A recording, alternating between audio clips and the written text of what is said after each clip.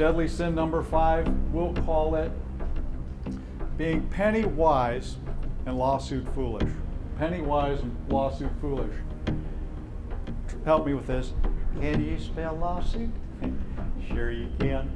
I know you can. There's a lot to be said for doing things the right way. And there's only one thing that is more expensive than good legal advice. You know what that is? Cheap legal advice. So don't be penny wise and lawsuit foolish when it comes to employee terminations. Every time, every single time, no matter how experienced you are, you should have an attorney review the separation agreement. If nothing else, recognizing that you may have some personal culpability in this equation, or you may be deposed down the road, let's make sure that we cross the T's and dot the I's. How do you handle something like the final paycheck or the vacation pay? What do you do with things like company property that hasn't been secured properly? What about a bonus that hasn't? There's so many issues, and perhaps some other restrictive covenants. It is no savings at all to avoid getting good legal counsel. So don't be penny wise and lawsuit foolish. Instead, HR needs to take charge. Let's talk about some things we could do in the scripting. And you'll have some other ideas as well. What are some things that it's okay to say? Hank, could you come up here for a minute?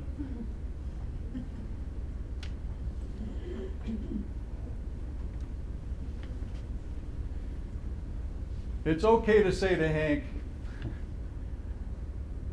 your job's being eliminated. But don't be posting the job in another 2 weeks after you just told Hank that that was the reason. It's okay to say to Hank, the decision is final.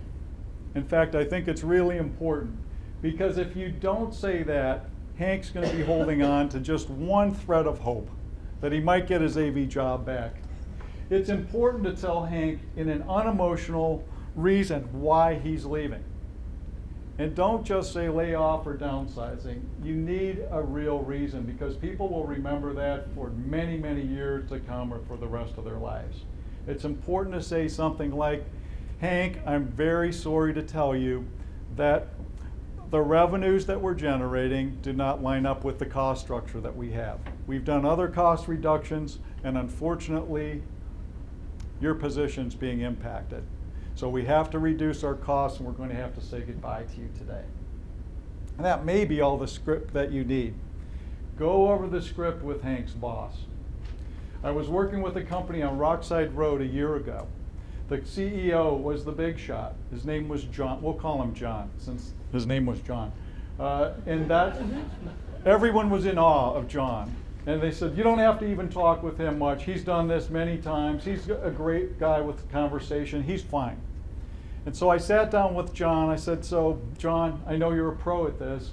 Give me an idea of what you plan to tell Hank when you give him the bad news. Within 30 seconds, he said, well, the first thing that I'm going to tell him is, I haven't been able to sleep all night. This has really been tough on me. Would you have a lot of sympathy for him, Hank? I wouldn't think so. No, okay? That's one of the dumbest things to say, and most people will say it. This is really tough on me. John kept his salary, which was nearly 6 figures. So the notion of how tough it was for John really didn't ring true. Instead, and he also said, you know what, I'm confident that you'll probably not have, you probably won't have any trouble with unemployment compensation. In fact, the matter, it's not something that you can say. Unemployment compensations unemployment compensation decisions are made by whom? ODJFS. It's okay to say we won't appeal any decision that they make that might keep you from getting unemployment compensation. However, we cannot guarantee what's going to happen when ODJFS is concerned, and we shouldn't. Now here's where it gets a little tougher.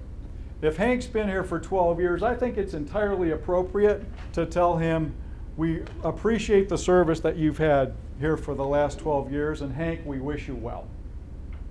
You can grab a seat if you want. Question 1. How to fire an employee. Short and sweet. While it's good to keep the termination discussion short and sweet, that might be a little too short and not enough sweetness. It's not okay to say it's hard for me.